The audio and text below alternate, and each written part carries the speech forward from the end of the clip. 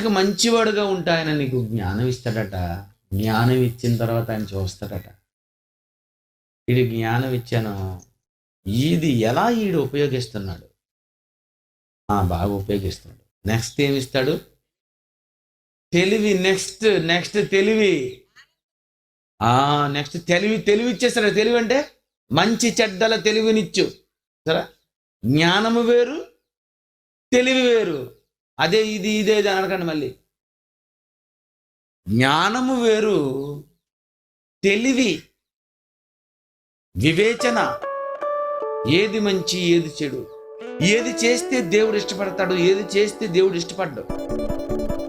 ముందు జ్ఞానం ఇస్తాడు, కొన్ని రోజులు కనిపెడతాడు, ఆ తర్వాత ఆయన తెలివిస్తాడు.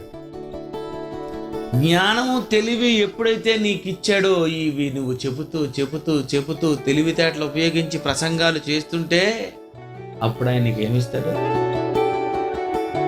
జనం చప్పట్లు కొడుతుంటారు. బాగుందా ప్రసంగం అయితే? ఆనందం.